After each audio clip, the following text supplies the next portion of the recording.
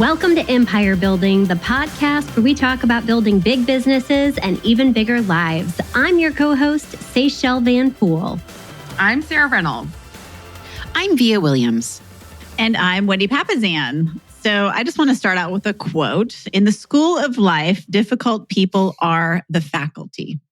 They teach us our most important spiritual lessons, the lessons that we would be most unlikely to learn on our own. And this is by Mark Rosen. So guys, today, actually by popular demand, a few people have reached out and asked us to speak on this topic. We're going to be talking about how to deal with difficult people.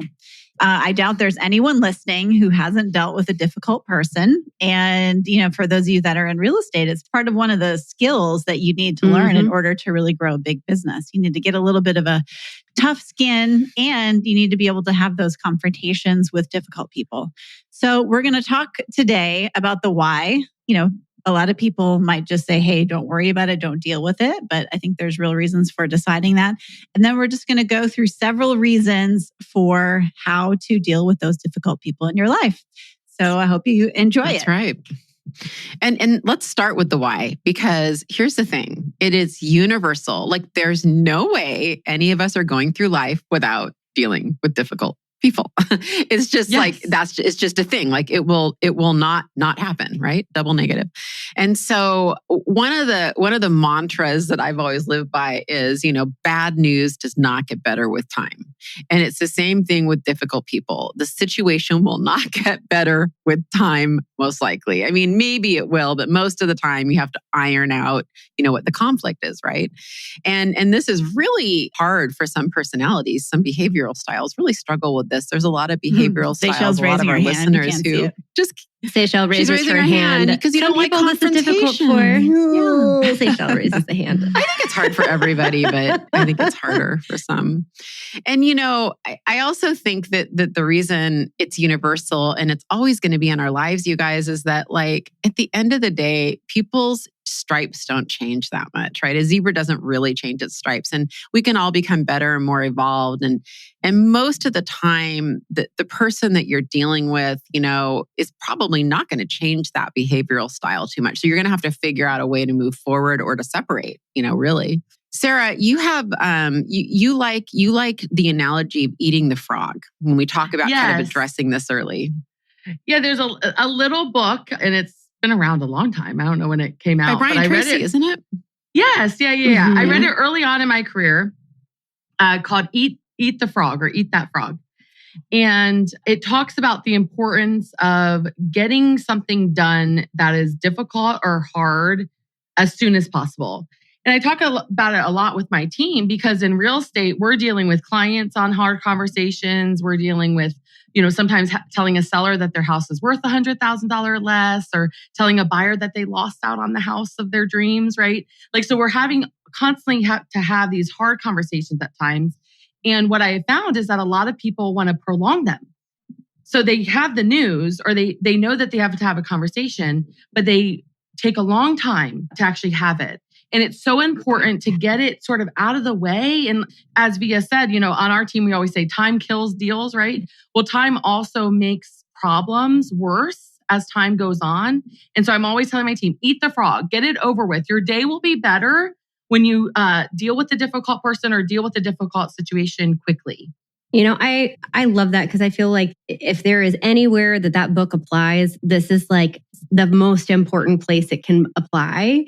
And I think that mixed with, for me, reframing in my brain, like what actually a difficult conversation means. And Susan Scott has a book called Fierce Conversations. And I'll be honest, like her book changed my life, like completely on how I viewed difficult people and difficult conversations.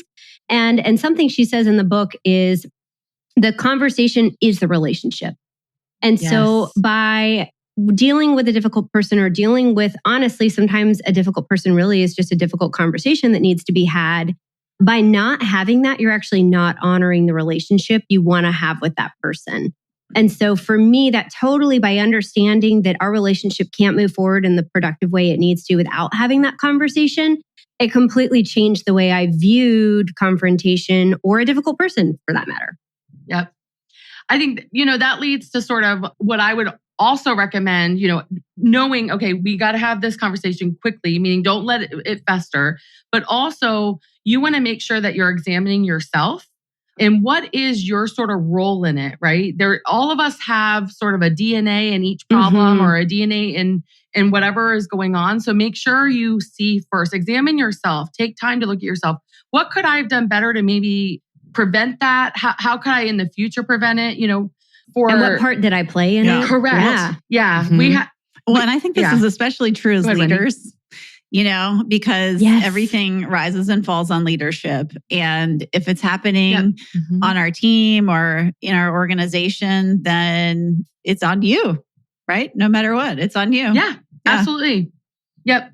I had a situation this week. I've had a hard week. And I've had a situation this week where one of my team members had brought something to my attention and we were talking about it. And I responded and I said, I've been really giving this some thought of how I can, in the future, my leadership needs to change to make sure that this doesn't happen or team members feel like they can come to me about something is what we were talking about. And her immediate response was, oh, no, you didn't do anything wrong here. And I said to her, I looked at her and I said, well, actually, everything rises and falls on leadership. Right. So if our team doesn't feel like they can say something about something, and I don't care how big we are, that means that I need to look at the way our leadership is structured. We're not making it open. It does. It is my leadership. And I thank you for trying to protect me from it. But that reality is it's 100% my leadership. And it's really important for us to own that, look at every situation and own that. I love that, Sarah. And I look back and, I talk a lot about my failures as a leader, kind of in my first business iteration, the first time I really grew a business and started a business. And looking back, one of the biggest lessons I learned was that I wasn't fostering an open environment. I was passive aggressive and I wasn't making them feel like I cared for them and I wasn't making their voices felt heard. And so my inadvertent kind of shutting them down and, I caused the defensiveness and I caused the resentment. I now realize that, but I didn't see it at the time. So I think those are some of the questions, am I providing a safe, we say psychologically safe environment?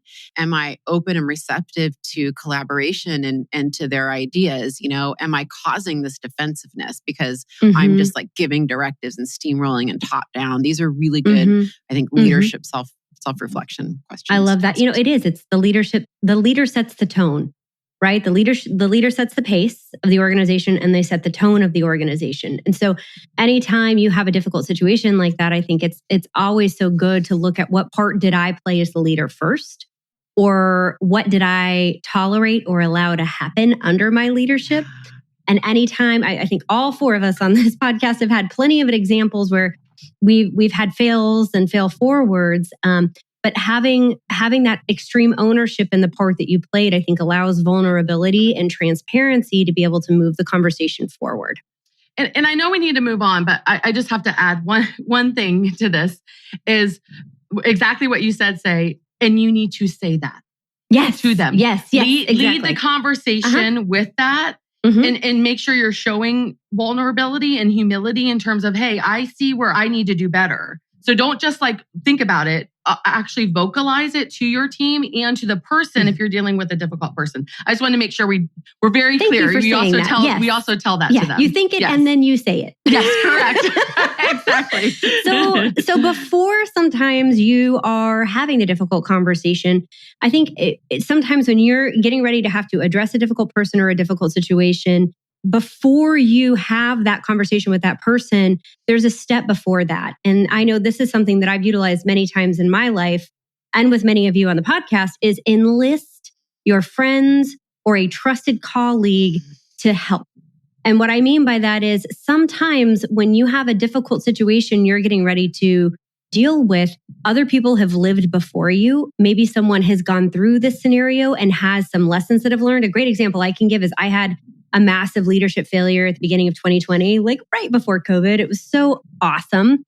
And I had some agents on my team who are amazing humans, right, leave the business. And it was like 5 of our 6 agents in a matter of 5 days. It was real crazy. And before I walked into our team meeting, this happened between a Friday and a Monday. And I had to give a eulogy on the Saturday in between that. And before I walked into our team meeting on Tuesday to let the whole team know what was going on, I actually picked up the phone and called my dear friend, Wendy Papazan, who is our co-host, right? And I called her and I enlisted a friend, right? I used my phone a friend. And some of the questions I asked were, I know you've been through some difficult situations like this. You're like, hey, this just happened to you and you didn't do it that well. What would you do differently? I didn't say that you didn't do it well. I said, how did you do? What did you learn? What do you wish you would have done differently, right? But your lessons, right, and your fail forwards on some of the things and the advice that you gave me, Wendy, actually saved me. And so, some of the things that you said to me were, I put on my coat of armor and I walked in and I said, I'm fine. I'm fine. This is not a fun situation I'm going through, but I'm fine. And what I wished I would have done is been more vulnerable and more real and more transparent in the beginning. And I'll tell you what, I was prepared because you and I talked like literally 20 minutes before my team meeting. And I was like ugly crying in the car on the way into the meeting. And I was preparing to put on my coat of arms to walk in and say I was fine. And had I not enlisted my dear friend Wendy at that time and called her and asked for her input and advice, I actually would have made the exact same mistake. And the beautiful thing that Wendy said in that moment that really changed the way I approached that is she said, you have to remember that you're not the only one grieving the loss of a team member or going through this. Your team members have this friend that they have lost too, and you need to give them the opportunity to be real and vulnerable and open and transparent about how everybody feels, not just you. And that it made my head like, whoa. And I totally came out of myself in that moment and into the environment I needed to be. And I showed up as the leader I needed to be in that moment because I had picked up the phone and called Wendy. And had I not done that, we would have had probably a very different 2020. Well, and I think this is actually one of your superpowers, Sarah. You're really good about reaching out to other people and asking for help. And I've actually learned a lot from you. And some of that comes from, sometimes when we're entrepreneurs and I know for me, I have a lot of confidence all the time, which is great. But a lot of times for a pivotal conversation, you really need to bounce it off a trusted friend or colleague. It's just really important. So one thing, sorry, thank you for saying that, Wendy. And I do ask a lot of questions and for help. One thing, just be cautious of who you talk to. Yes, I was just about to say one that. One of the things I was just going to say that. Because all of us choose your everyone. Yeah, profits. Yeah, choosing exactly. Well, say calling Wendy is outside her organization. That's right. I do think that that's more powerful. And so I want to caution, especially as the leader of an organization, I do sometimes see a lot of talk, and sometimes leaders can look at that as gossip. Right. And what you don't want to do is be promoting obviously gossip, but what you do want to do is sometimes asking people that aren't as emotionally tied to the situation or to the person for advice, which is what a lot of us do together, us co-hosts do together. We're talking all the time. And so making sure we do that, right? I know my husband and I, I had a very difficult meeting this morning and we're laying in bed and he looks at me and goes, okay, let's role play it. There you go. I was just about to say that. Yep. I think role play is a huge thing. Yeah. Yep. And he immediately stopped me you're not acting like you're coming from curiosity. Reword. Well, and here's the thing about that.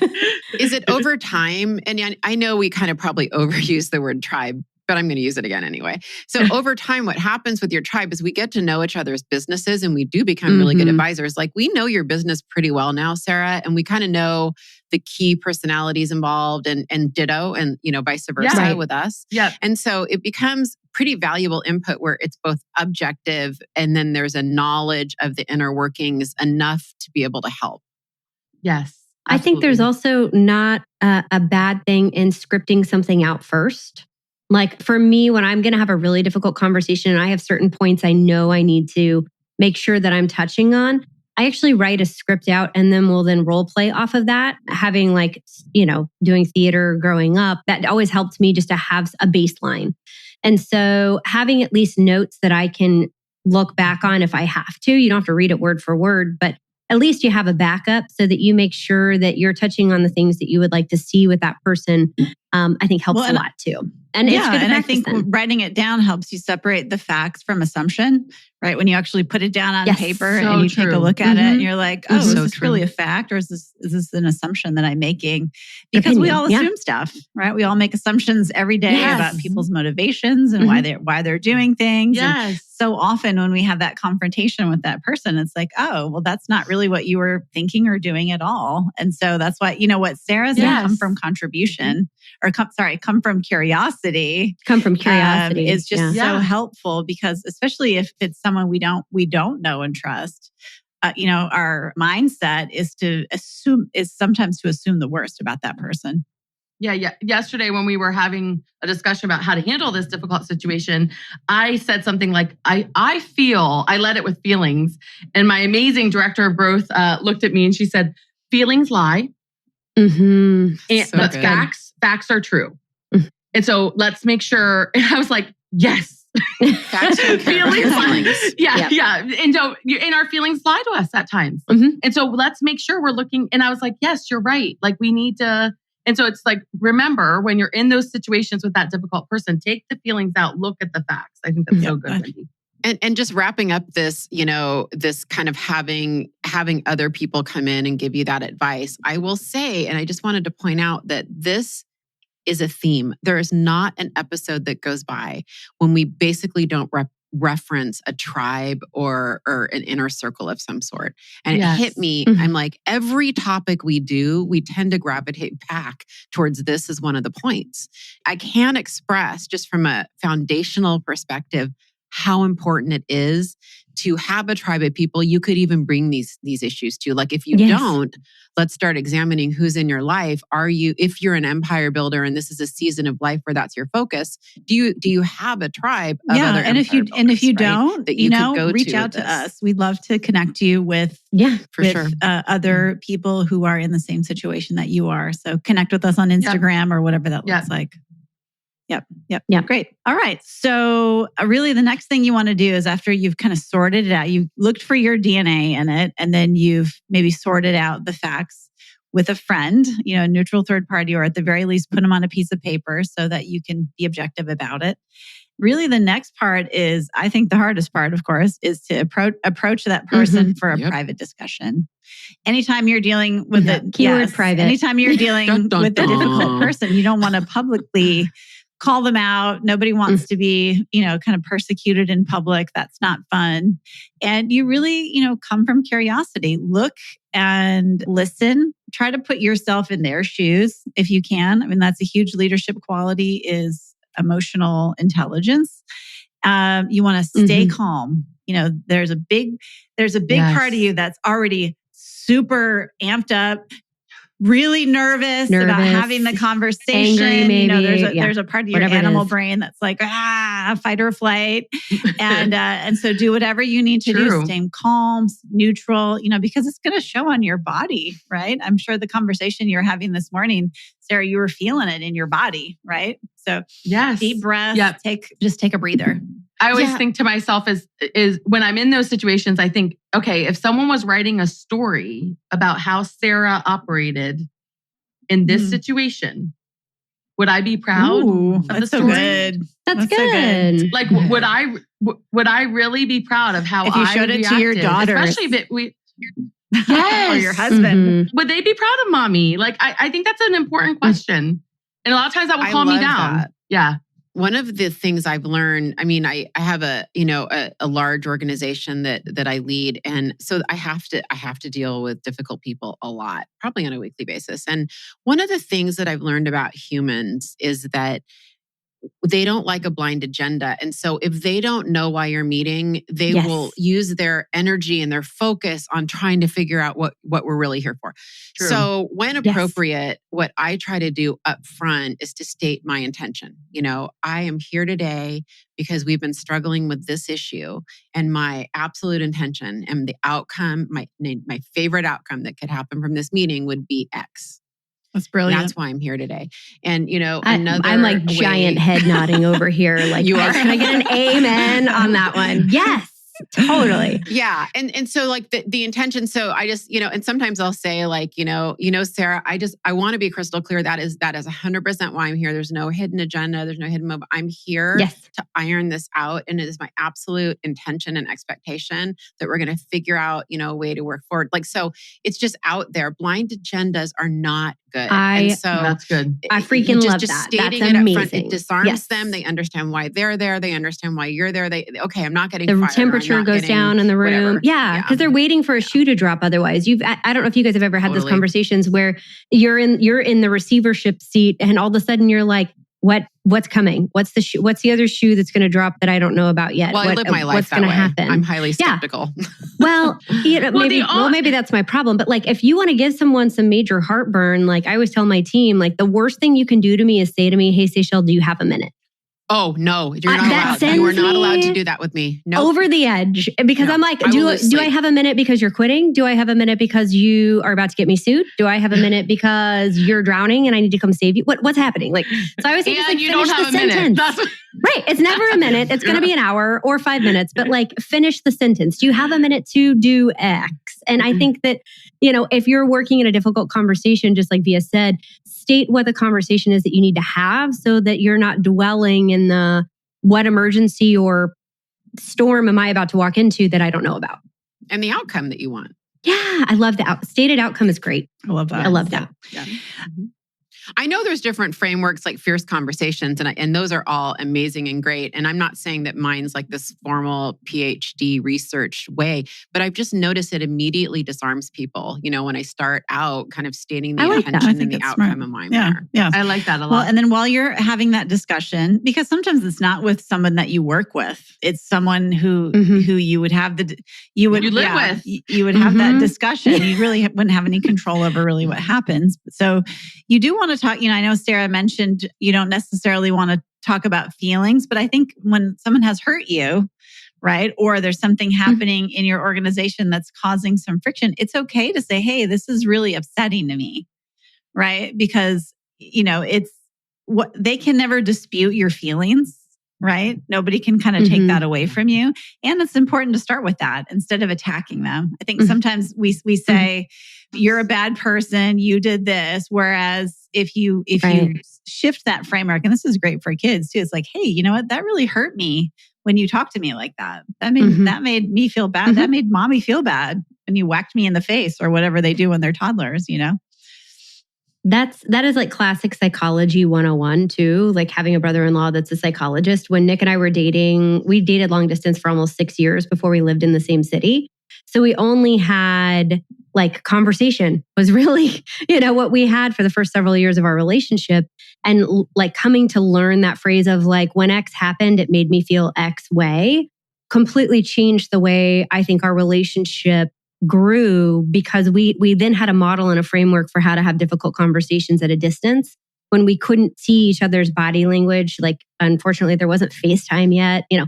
Cell phones were, iPhones weren't around like they are now. So it was just we had to rely on the voice and the conversation to build that relationship. So that was huge for us, Wendy. It's great. Yeah, and I think that when I was talking about feelings, to truly seek first to understand, I think it's good to look at facts.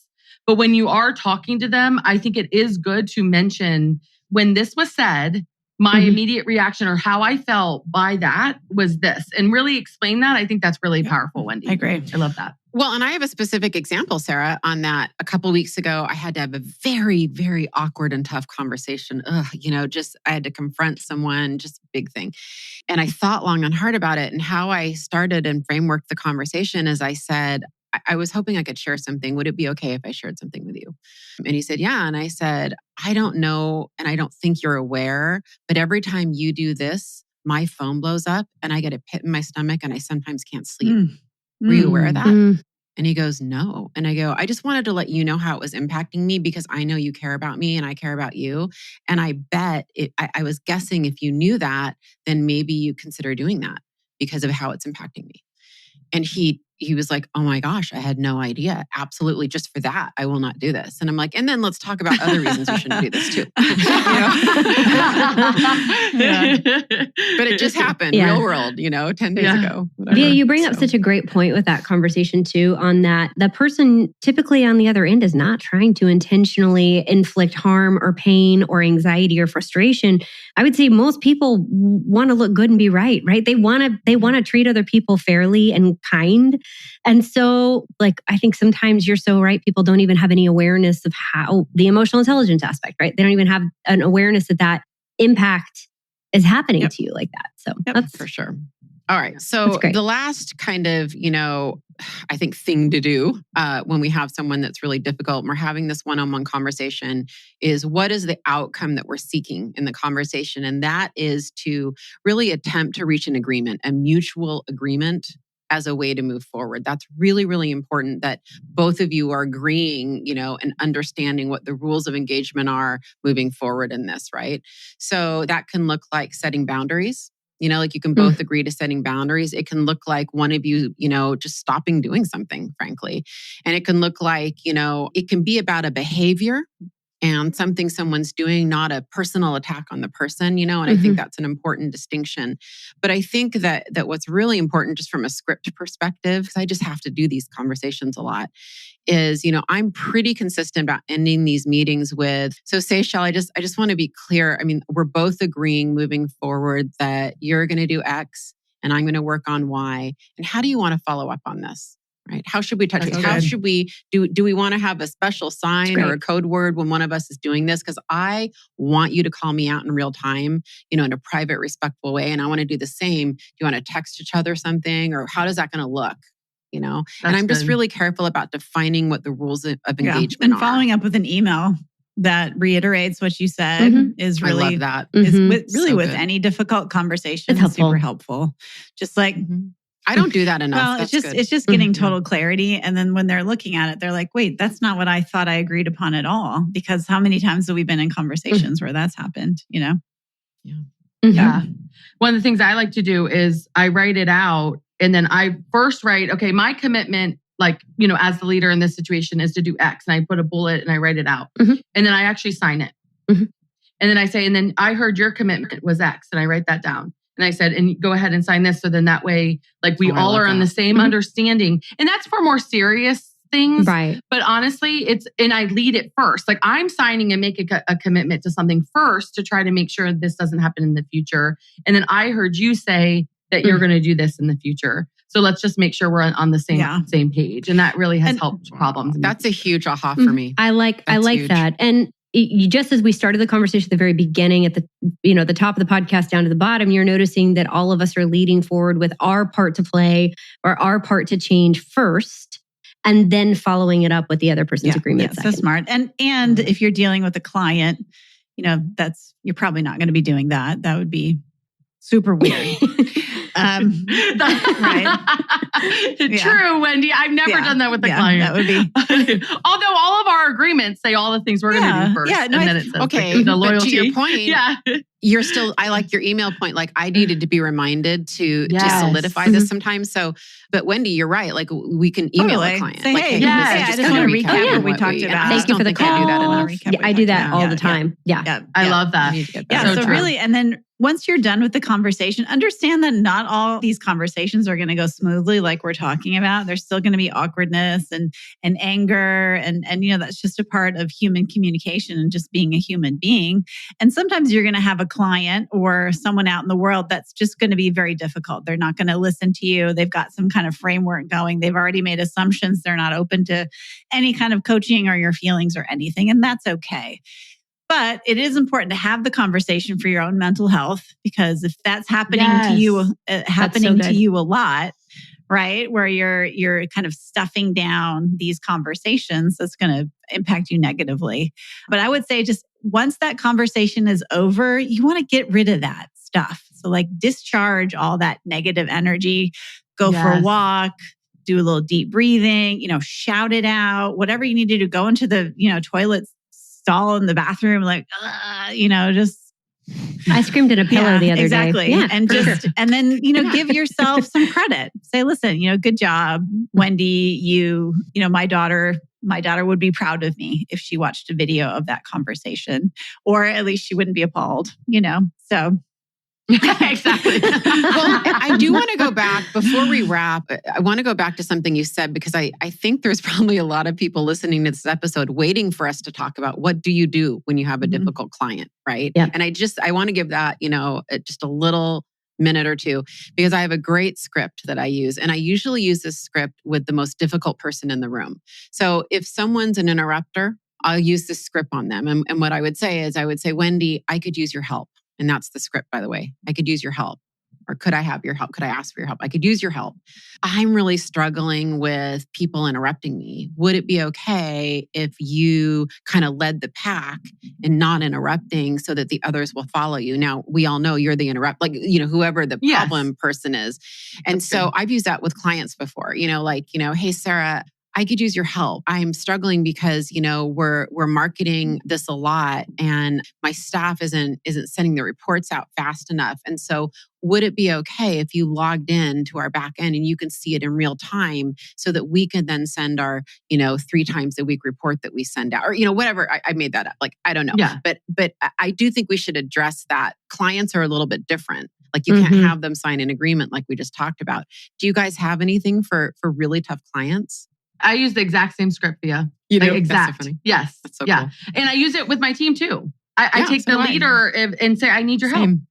I need your help. I need you to not talk like this. I haven't used that and I love it. I'm totally using that from now on. Yeah. Mine's usually customized to whatever the situation is. I think a lot of what we talked about today totally appeals with dealing with difficult people, no matter what, not just people in your team. So true. You got to start by examining yourself. You need to, have a conversation with somebody else probably before that conversation instead of just jumping into it. You want to have a private discussion with them, whether it's face-to-face or, by phone or whatever that looks like. Sorry. Yeah. Oh my goodness. We didn't say, but you need to pick up the phone or have it in person. Don't do it over text. Do not do text or email. Yes. Oh my goodness. Yes. When you're having the conversation, it's not an email or text conversation. It is in person or over phone or Zoom or something. Voice to voice. Exactly. Yeah, for sure. That. And then really attempt to reach an agreement. And a lot of times when you're dealing with a difficult client, it starts with owning it, saying, "Hey, listen, we messed up here. I'm going to do whatever I can do to make it right for you." And then kind of going into that script that Via talked about, which is, we're going to have this discussion. We messed up. And by the end of it, here's what the outcome I'd like to see there. And then, just once that conversation's over, do whatever you need to do to kind of like let it go. So what a great topic today. And thank you to the multiple listeners out there who sent this idea our way. We so appreciate the feedback. If you've got any other ideas for podcasts in the future, we'd love to hear them. So you can find all of us on Instagram or on Facebook. So please feel free to reach out. And don't forget, guys, to please leave a rating and review. We love it. It means so much to us. And thanks again for joining us on Empire Building. Bye, guys. Bye. Thanks for listening to Empire Building. If you like what you heard, join our tribe by subscribing on your favorite podcast platform and help us spread the word by leaving a 5-star rating and review. Until next time, wishing you a life worth living. And remember, you are an empire builder.